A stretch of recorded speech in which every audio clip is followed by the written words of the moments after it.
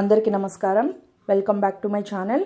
ఈరోజు వీడియోలో 2024లో శ్రావణ మాసం ప్రారంభం మరియు ముగింపు తేదీలు, అలాగే శ్రావణ మంగళవారాలు ఎన్ని వచ్చాయి, వాటి తేదీలు ఈ వీడియోలో మీ అందరికీ తెలియజేస్తాను. అంతకంటే ముందు ఎవరైతే నా ఛానల్ని ఫస్ట్ టైం విజిట్ చేస్తున్నట్టయితే ఒకసారి నా ఛానల్కి వెళ్ళి చెక్ చేయండి. ఇలాంటి పండగలు వాటి తేదీలు నేను వీడియో రూపంలో మీ అందరికీ అందించాను. మీకు గనక ఆ వీడియోస్ నచ్చితే లైక్ చేయండి, షేర్ చేయండి, సబ్స్క్రైబ్ చేయండి. ఈ సంవత్సరం ఎప్పుడు వచ్చింది అంటే శ్రావణ మాసం ఆగస్ట్ 5 సోమవారం శ్రావణ శుక్ల పాడ్యమితో మనకు శ్రావణ మాసం అనేది ప్రారంభమవుతుంది.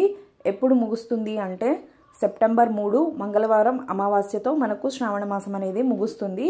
ఇప్పుడు ఎన్ని మంగళవారాలు వచ్చాయో చూద్దాము. మనకు ఈ సంవత్సరం శ్రావణ మాసంలో 5 మంగళవారాలు వచ్చాయి. వాటి తేదీలను చూద్దాము. ఆగస్ట్ 6, 13, 20, 27.